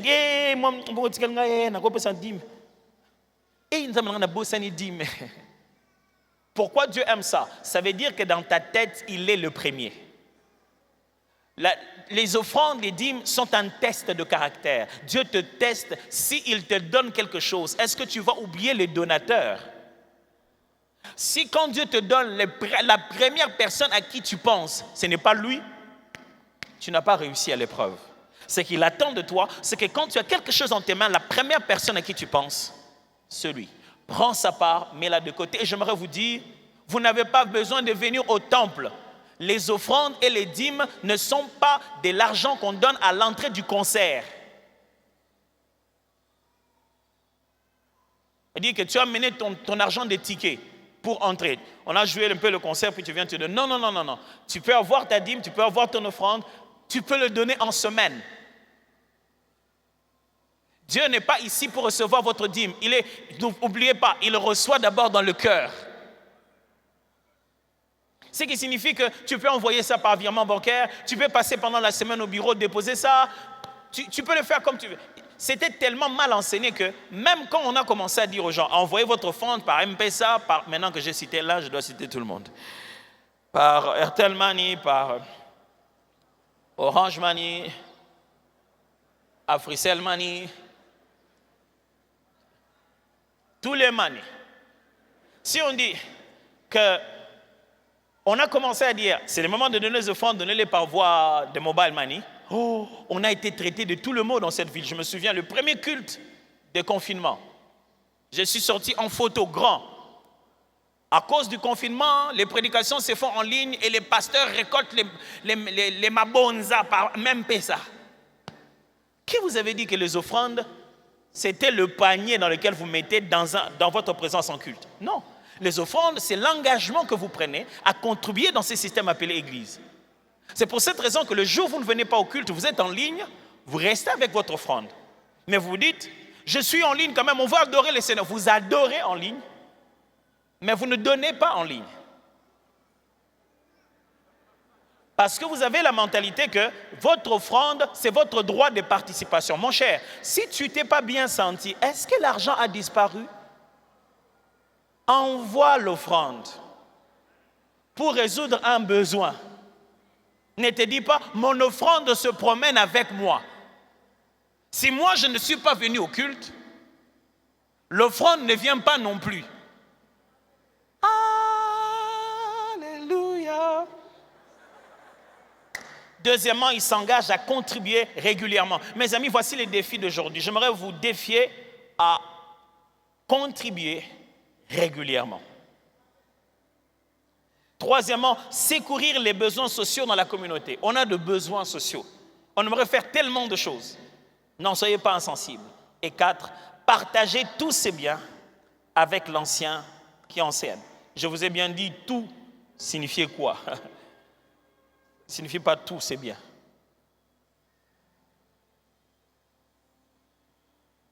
Seigneur, merci pour ta parole. Laisse qu'elle fasse du bien à nos cœurs et que nous y obéissons selon que ton esprit nous parlera. Quand tu deviens maître de nos vies, tu dois être maître de tout. Si Jésus n'est pas Seigneur de tout, il n'est pas Seigneur du tout. Autant nous nous plions à toi sur des sujets importants de nos vies comme se marier. Seigneur, qu'est-ce que tu veux que je fasse? Qui voudrais-tu que j'épouse? Je dois lui dire oui ou non. On se plie à toi sur des sujets. Seigneur, où est-ce que tu fais que j'investisse cet argent? Dans quelle université que tu aimerais que j'étudie? Mais quand il est question d'argent, nos cœurs deviennent pourris. On a l'impression que Jésus n'est pas maître de notre argent. Apprends-nous à être conduits par l'Esprit même dans nos finances et à les avoir à dire, Seigneur, que veux-tu que je fasse de cet argent? À qui voudrais-tu que je le donne? De quelle manière voudrais-tu que je l'investisse? Comment voudrais-tu que je le produise? Donne-nous de faire de toi aussi, Seigneur, de nos finances. Amen. Amen.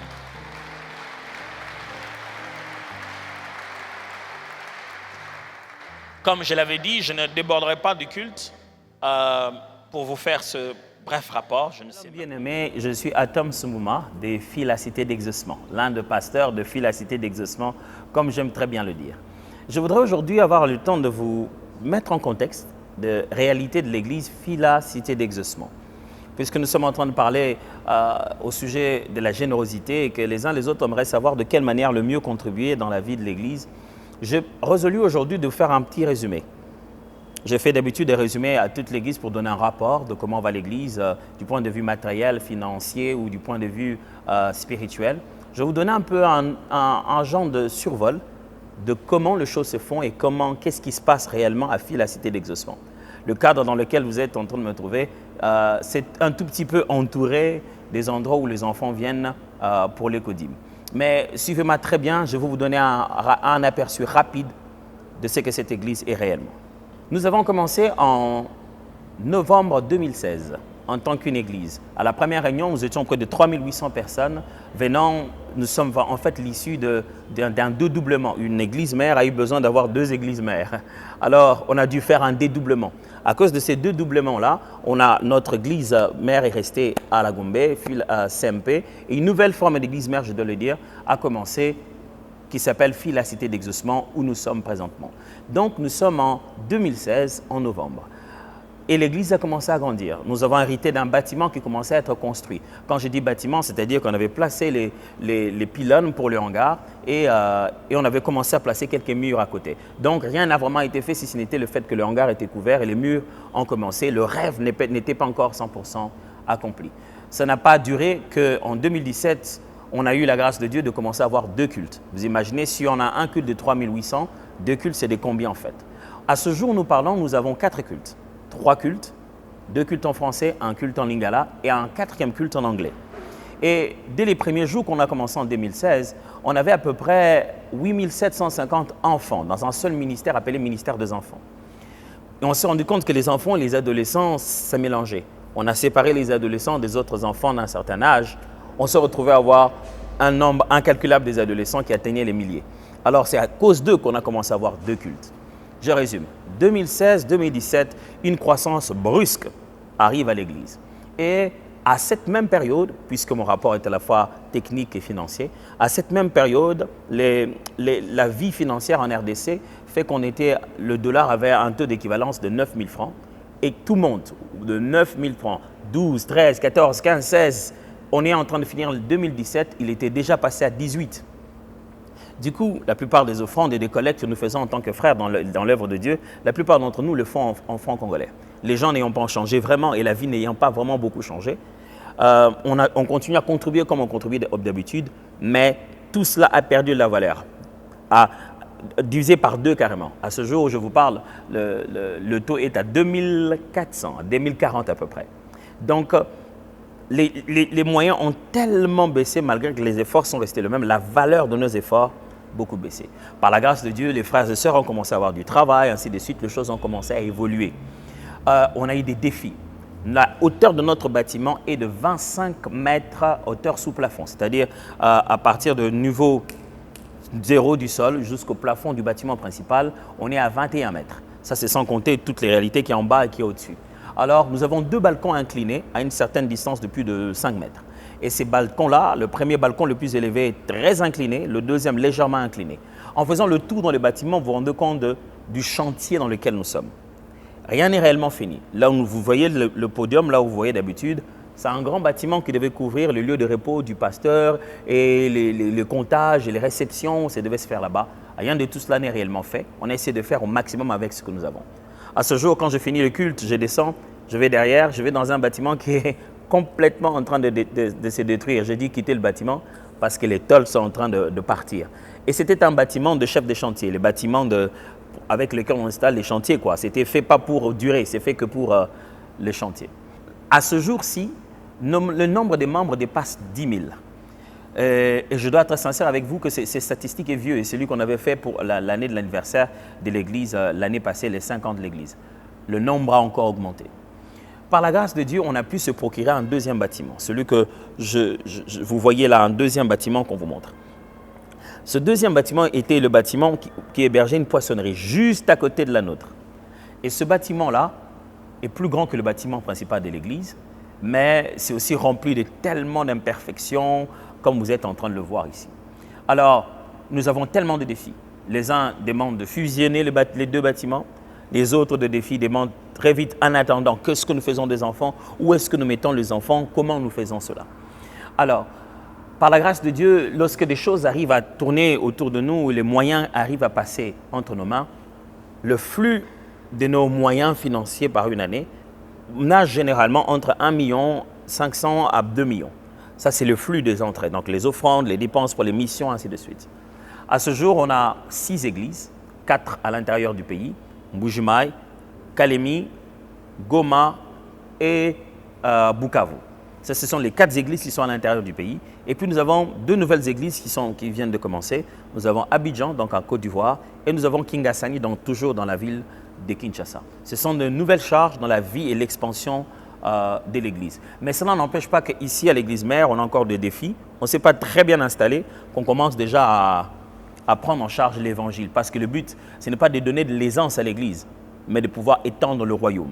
Et pour nous, étendre le royaume reste toujours un défi beaucoup plus grand que le reste.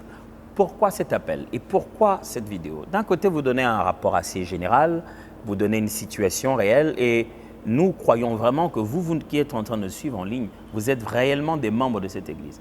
Quand nous prions, nous pensons à vous, nous prenons du temps pour prier pour vous et nous considérons que vous devez savoir. Et tout ce que vous savez, c'est que le podium, c'est ce qui se passe devant. Et aujourd'hui, on a désiré vous montrer ce qui se passe réellement autour de nous. Nous savons que beaucoup d'entre vous nous demandent de contribuer et de venir et d'apporter leur aide. Mais nous sommes en République démocratique du Congo. On a quelques contraintes du point de vue des transactions bancaires. Certaines personnes dans d'autres pays n'arrivent pas à aisément faire leurs transactions.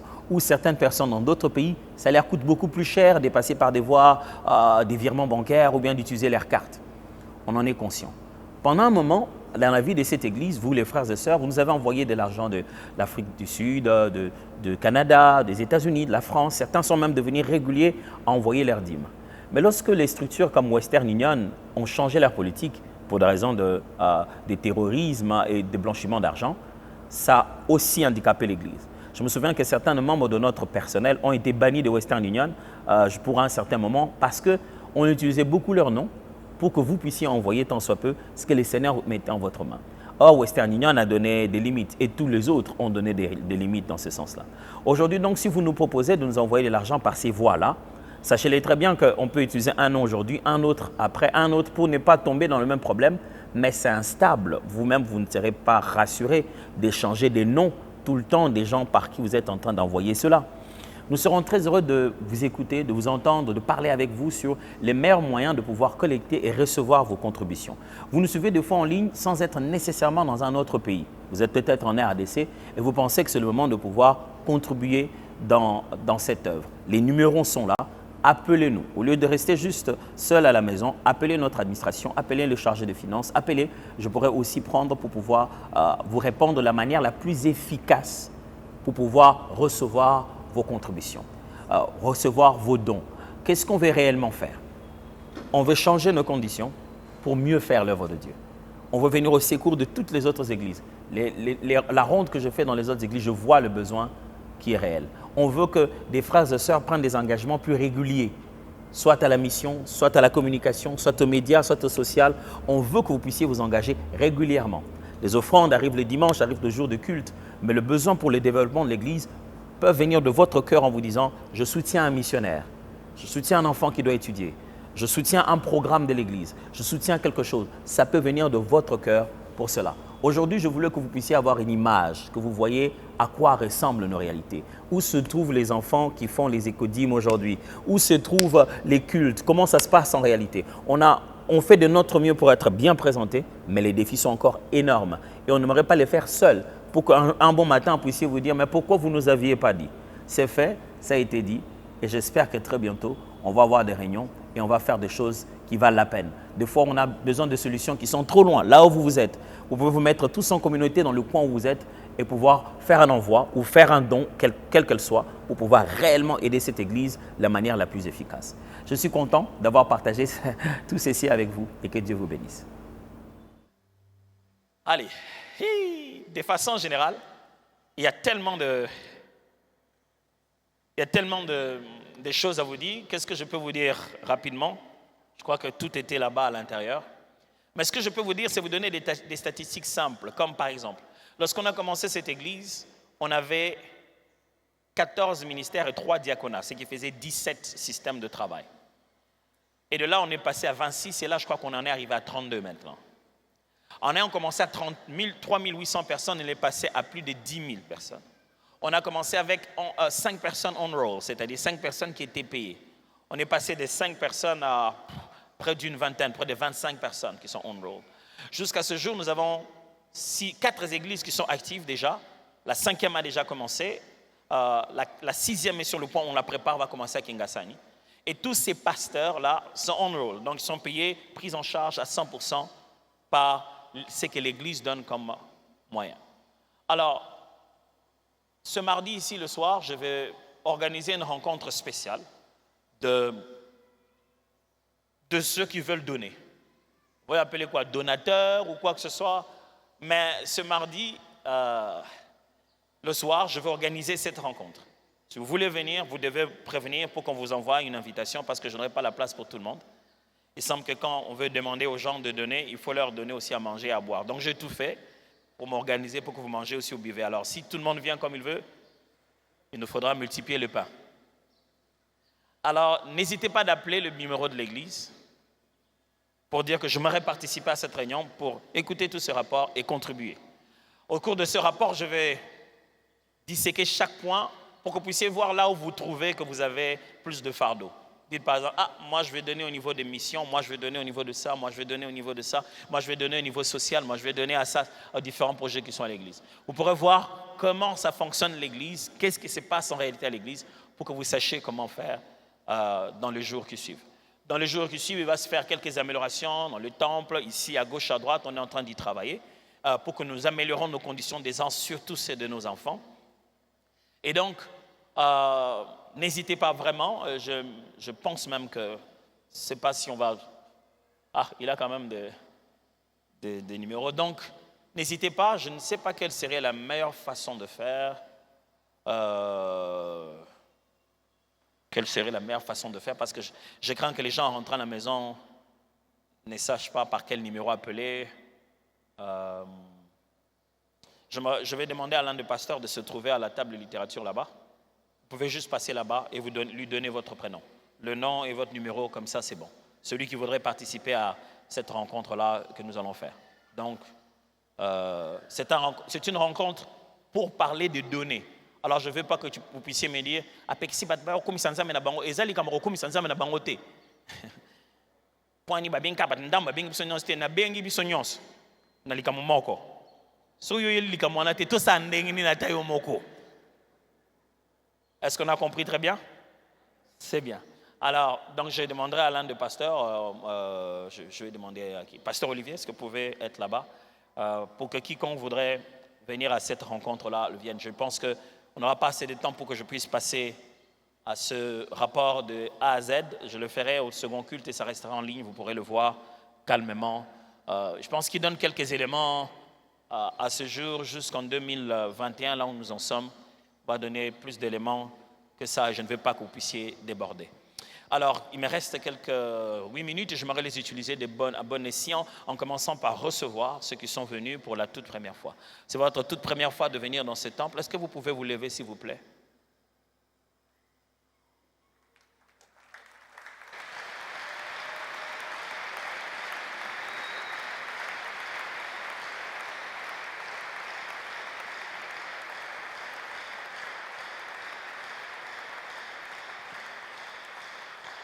C'est mon heure qui n'est pas bon. Oh, c'est moi je ne suis pas dans la bonne heure, je me comprends. Je n'ai pas la bonne heure. Oh, on a beaucoup débordé en fait, moi qui pensais être dans le bon. Oh, désolé mes amis, il y a un truc qu'on m'a donné ici, c'est ça qui me trompe. Hey, non, on a débordé comme ça. Oh, bon, me ça va quoi. C'était vraiment pas ça l'idée. Je suivais la montre, je me disais, je suis désolé pour ça. Et à vous, nos invités, nous sommes vraiment désolés pour ça. Est-ce qu'on peut encore acclamer les Seigneurs pour eux? J'aimerais que pendant que vous êtes debout, vous puissiez, s'il vous plaît, suivre le protocole, là où ils vont vous recevoir pour nous tous. Merci beaucoup. Merci beaucoup. Et on peut en profiter, se lever, s'il vous plaît, on va prier. Je suis vraiment désolé, je n'étais pas conscient de ça. J'avais l'impression de bien gérer mon temps, j'en avais encore 8 encore. Donc, ce que ça me dit, c'est vraiment pardonnez-moi. Pardonnez-moi vraiment. En plus, on a débordé de 30 minutes. Je suis vraiment désolé. Seigneur, merci pour ce qu'a été ce culte. Que toute la gloire te revienne et prends soin de chacun de nous à la maison. Au nom précieux de Jésus. Amen. Dieu vous bénisse.